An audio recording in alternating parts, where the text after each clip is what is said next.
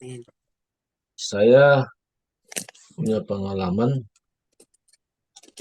lebih banyak dulu apa yang Tuhan buat untuk saya.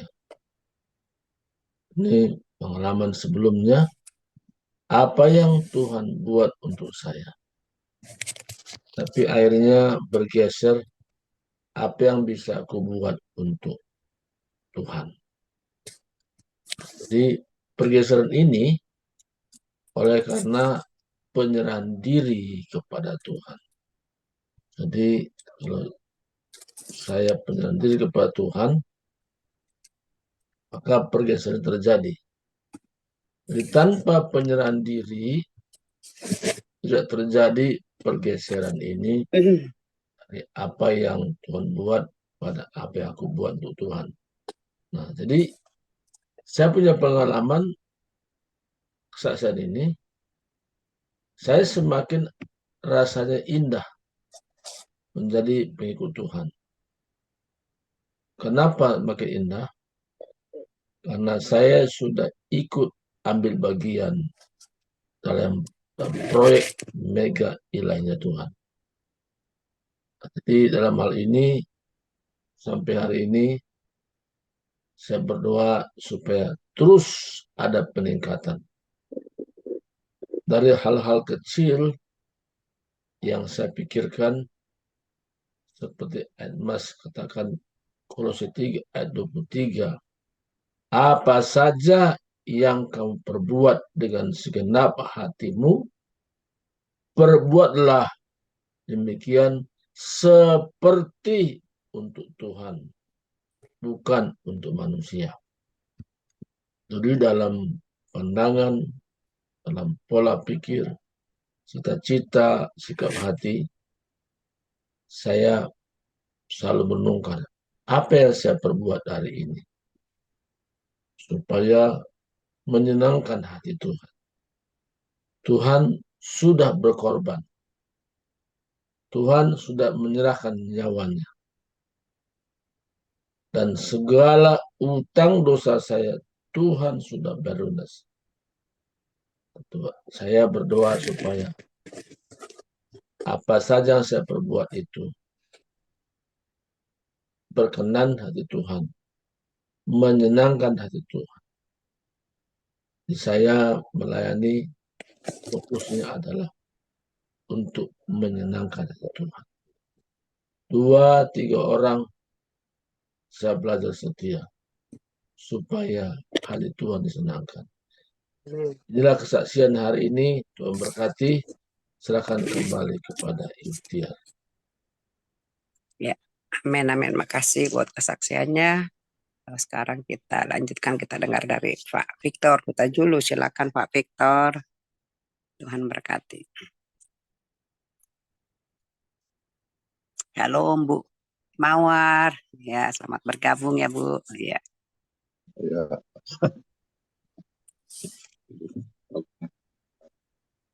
Kok suaranya kurang itu Pak? Kurang jelas Pak? Terus putus. ya. Udah dengar? Ya, Ya, oke, oke, sip. ya. Terima kasih atas kesempatan ini. Kita sekarang kesaksiannya apa ya? Ya, ya puji Tuhan. Semua itu berlangsung dengan baik. Bahwa dalam hidup ini kadang-kadang kita nggak menyadari bahwa Tuhan sedang bekerja di dalam keseharian kita yang biasa-biasa, karena seharian yang terus rutin kita merasa bahwa Tuhan ya sedang nggak bekerja, tapi kita harus yakini bahwa sebenarnya Tuhan sedang bekerja. Kemudian ya berapa hari ini saya kebetulan anak enam saya yang selama ini sakit sudah parah meninggal. Jadi berapa hari kami sangat sibuk ke sana, bahkan karena kami juga kadernya, sehingga kami kurang tidur. Ya apalagi istri saya kemarin itu praktis hampir 2 hari nggak tidur sama sekali, 1 detik sekalipun nggak tidur. Saya paling sejam 2 jam tidur setiap hari. Jadi memang, namun juga ya setelah memang karena kondisinya parah begitu, ya kita seperti permintaan dia untuk menyiapkan makanan untuk ya yang akan datang, ya kita siapkan. Begitu sudah hitung-hitungan, ya dia kasih yang dia bisa kasih aja, karena memang ternyata nggak ada uangnya. Ya artinya cuma modalnya doang lah yang dikembalikan. Jadi ya saya bersyukur kepada Tuhan, apapun terjadi itu adalah kehendak Tuhan juga begitu. Jadi patut disyukuri. Tapi satu hal yang saya dapat pelajaran di sini mungkin juga dibagikan kepada kita. Anak-anak buruh saya ini ada 5 orang. Anak 6 buruh ini laki-laki semua.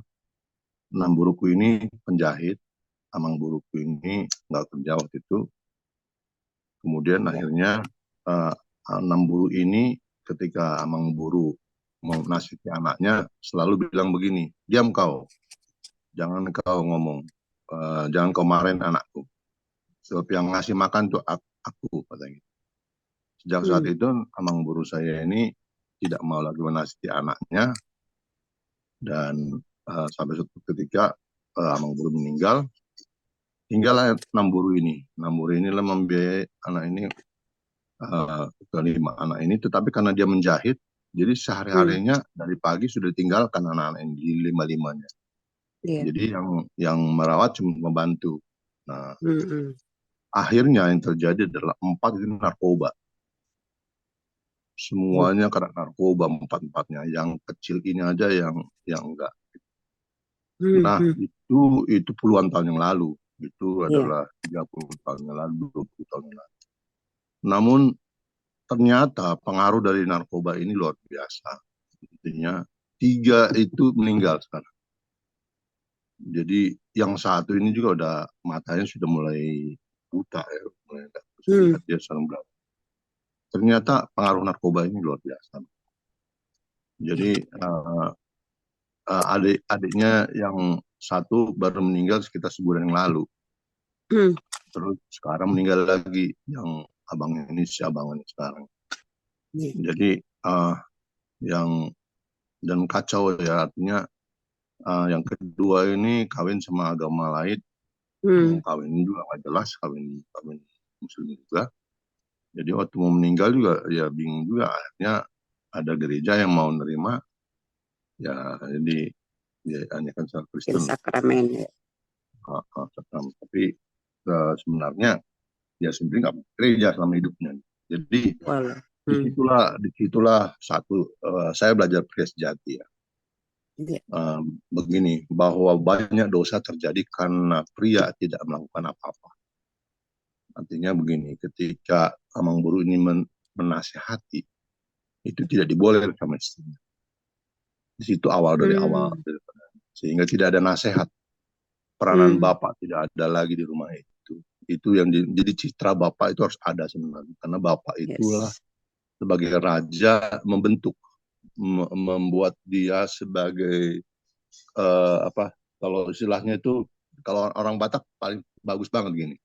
Misalnya kalau kita ada pesta, saya hutajulu lah. Yang datang itu baru hutajulu semua. Tak ada satu pria pun itu tidak akan bisa jalan walaupun datang ke situ. Kami dari buruh hutajulu semua nggak akan.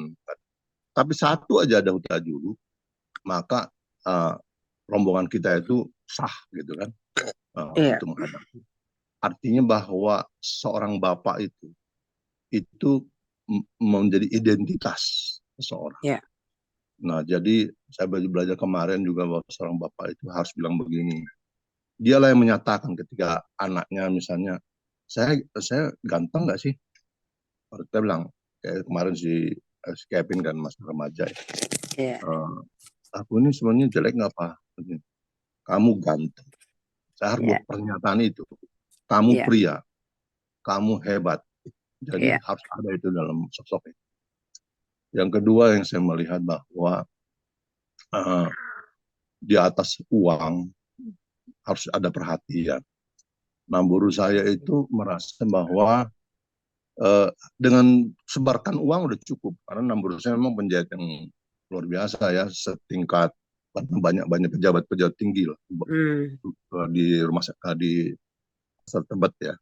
Jadi yang Hmm. datang itu kalau tetangganya itu cuman uang jahit 250, dia 1 juta gitu. Nggak mau. Ya. 2 juta gitu. Jadi orang heran, tapi pada ke situ semua karena memang bagus banget ininya jahitannya. Nah, tapi intinya seperti itu. Sekarang sudah ini menjadi evaluasi lah kemarin itu. Jadi 4 anaknya ini yang narkoba, yang satu ini yang paling kecil lah sekarang tinggal. Nah, sekarang itu rumah ada yang besar 600 meter di Perdatang. Ya kalau nilai bisa 5 sampai 8 miliar ya kan? Tapi karena nggak ada suratnya. Tapi kalau ada suratnya bisa 12 miliar. Hmm. Tapi mereka hidup miskin, hidup menderita sekali. Jadi di sini kan tidak ada pembentukan keluarga, tidak punya karakter, tidak punya prinsip. Kita harus kasih sama anak-anak itu pengajaran yang benar. Jadi sehingga mereka itu siap untuk menjalani kehidupan. Nah itu aja. Jadi kalau saya melihat kembali kepada diri kita, satu hal yang harus kita ingat bahwa selalu kita ingat bahwa Tuhan itu memberi kesehatan, kita syukuri awal itu dulu Amin. ya kan. Jadi karena saya melihat itu kerangka dua-duanya, anak-anak buruh saya ini yang bulan lalu meninggal pun ada 6 bulan tuh sakit sampai tinggal tengkorak gitu. Yang terakhir ini pun juga karena setengah jam setelah meninggal saya datang gitu kan. Saya lah yang ngerawat, apa yang ya termasuk yang ngerawat jenazahnya ini sampai ke Hmm. ini membersihkan, terus saya mengucapkan itu. Jadi aduh, saya melihat itu memang tinggal kulit doang ya gitu. Jadi eh, apa namanya, penting sekali kita sehat itu bersyukurlah, dan ketika sehat apa, takutlah akan Tuhan, artinya hormat sama Tuhan, eh, ya berdoa kepada Tuhan, menyerahkan kehidupan kepada Tuhan. Amin. Kalaupun ada masalah kita, janganlah masalah itu yang terus dilihat. Yes. Lihatlah sisi lain bahwa sebenarnya Tuhan sedang bekerja. Amin. Serahkan itu semua kepada Tuhan dan yakinlah bahwa time will tell. Jadi dengan waktu berjalan, persoalan itu bisa selesai. Saya ingat sekali pada waktu saya masih kecil, waktu bapak meninggal, mama lumpuh, saya paling besar, adik-adik 4, dan kami berlima, jadi nggak ada kerja gitu ya. Terus apa? Tapi dengan waktu berjalan, ya Tuhan lindungi asal kita terus kepada Tuhan. Nah itulah Amin. yang bisa saya katakan kepada kita. Yang pertama menurut saya, sebagai bapak dia punya peranan, dia harus berperan. Sebagai ibu juga dia harus berperan. Kasih ibu itu membuat kehangatan pada keluarga. Bapak itu Yes. membuat identitas pada keluarga. Siapa keluarga itu, bapak itu harus hadir. Nah, Amin. ibu itu memberikan kehangatan, dia memberikan kasih, kehangatan, kedekatan, seterusnya. Nah, itu aja dari saya kira yang menjadi berkat bagi kita semua.